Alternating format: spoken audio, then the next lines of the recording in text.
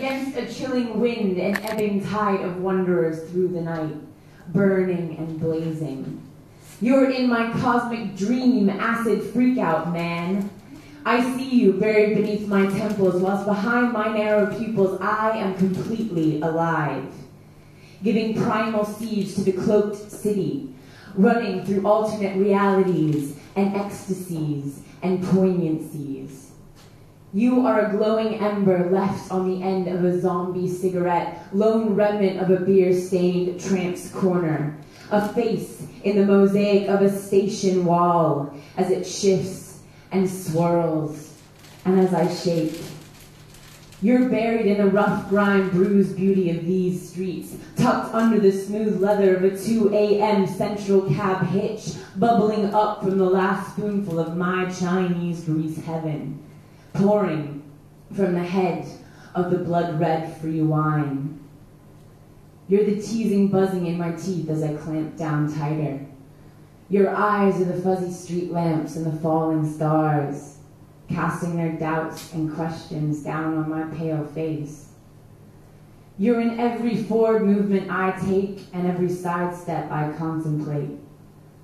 You burn through my comrade's smile, and you dance on the tips of her pearly white teeth.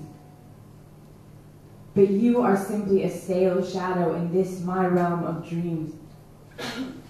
A dying spark in a fuel-starved clipper I have yet to trash. A part of this evening that as I continue my cold desert wanderings I wished existed. But I continue to wander alone. I wish you could have come through the mystic sands with me, man. After all, you missed one hell of a trip.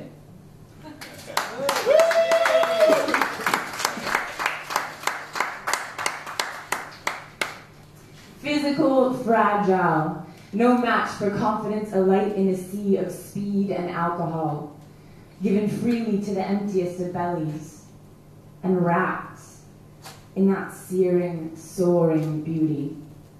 You were more. They all wanted a piece of that, untouchable but oh so approachable, just looking for people to guide you, young and so lost. Never alone, but always secret in an existence where you were the art, and your life, the creation. Truth buried, a visible mess, but the story never fully divulged.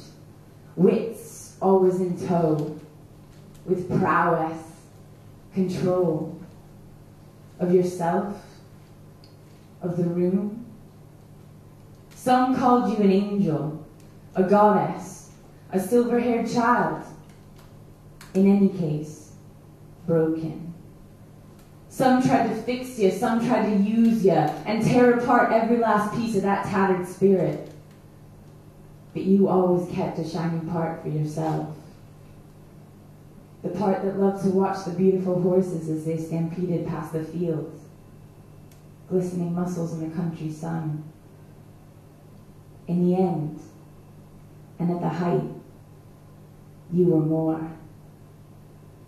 Even though, to most, simply a beautiful double, a stand-in for the ringmaster, a right-hand woman to the father of lost souls.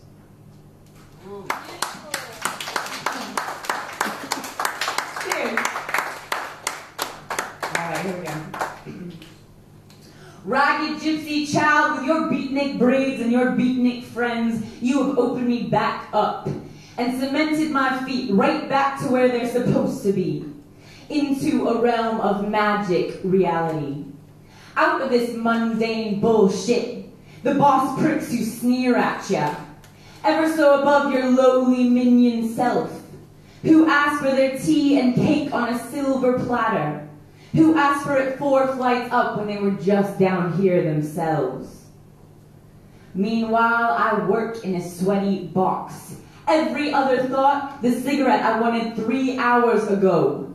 Whilst instead, like Cinderella, I scurry around to try and get the fat lady her check before the guy in the suit screams at me for forgetting his water. Crumbs crusted in his beard, his big, sloppy lips slobbering and slurping on the delicate china.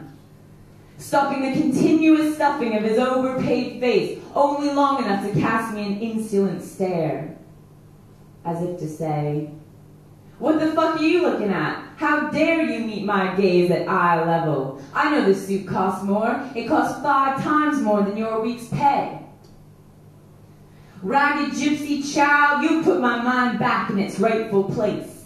A blue star brightening the ever-fading consolation of tattered thoughts. You saved me from deepening distraction, destruction, getting nowhere and staying there, out late in the shadows of drink and drugs and parties and people who I never said more than, hey, how are you two? Hey, how are you? When you see their remnants from the night before wandering the streets in the bright, unbearable blackness of the day after. Ragged gypsy child, you struggled, you fought, and through it all, you kept that whimsy for the world, and you put mine back, looking through the eyes of a curious nipper, curious about the miraculous gift of being in such a strange place, a strange and wonderful and open place, day after day. And we all lose those eyes as the days go on, as we get older. Lose it to experience, lose it to money, lose it to lack of money, lose it to bitter dreams that never were, lose it to power and corruption and the depression of cycling and spiraling in the routine, day after day. Well, not me. That's not how it has to be. Ragged gypsy child, you some of the greats. You got Blake sitting back in my conscience. Harry and Henry and Arthur and Charles sitting on my shoulder and keeping me pushing ahead to something far more important than keeping an ungrateful employer in Burberry shoes. No one said it better than the man with the soul and the spirit of the Delta Blues, when he said,